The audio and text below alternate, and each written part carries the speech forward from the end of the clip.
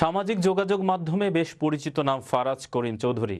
কিছুদিন ধরে সোশ্যাল মিডিয়ায় তার বিয়ের খবর বেশ ভাইরাল হয়েছে। সত্যি কি বিয়ে করতে যাচ্ছেন তিনি? যদি করেন তাহলে কাকে বিয়ে করছেন জনপ্রিয় এই তরুণ? বিস্তারিত থাকছে ডেস্ক রিপোর্টে।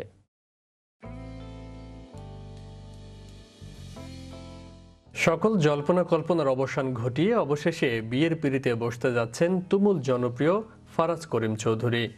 জানা গেছে রংপুরের একটি সাধারণ পরিবারের তরুণীকে বিয়ে করতে যাচ্ছেন ফারাজ। দেশ জুড়ে বিভিন্ন দুর্যোগকালীন মুহূর্তে মানুষের পাশে দাঁড়িয়ে আস্থা অর্জন করেছেন ফারাজ করিম চৌধুরী। ফেসবুকেও রয়েছে তার লাখ লাখ ফ্যান ফলোয়ার। তাই ফারাজের বিয়ের গুঞ্জন নিয়ে এখন আগ্রহের তুঙ্গে।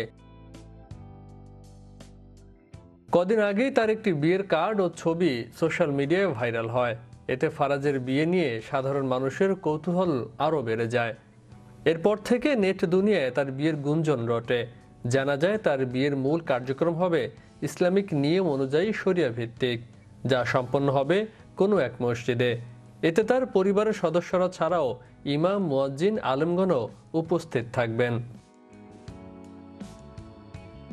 বিয়ে প্রসঙ্গে ফারাজ করিম চৌধুরী জানান, বাগানে ফুল ফুটলে আর আকাশে চাঁদ উঠলে সবাই দেখতে পাবেন, এটাই স্বাভাবিক।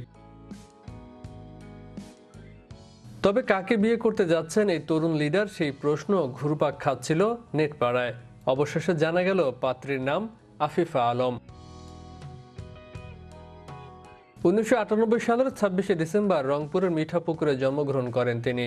এরপর ঢাকায় ও লেভেল এবং এ লেভেলে অধ্যয়ন শেষে বর্তমানে নর্থ সাউথ বিশ্ববিদ্যালয়ে আর্কিটেকচার বিষয়ে পড়ালেখা করছেন।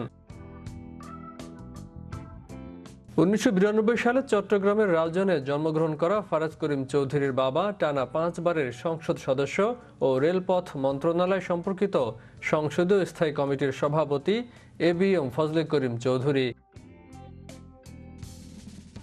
ফারাজের দাদা ছিলেন সাবেক পূর্ব পাকিস্তান প্রাদেশিক পরিষদের বিরোধী দলীয় নেতা ও পূর্ব পাকিস্তান প্রাদেশিক আইন পরিষদের চেয়ারম্যান AKM ফজলুল কবির চৌধুরী।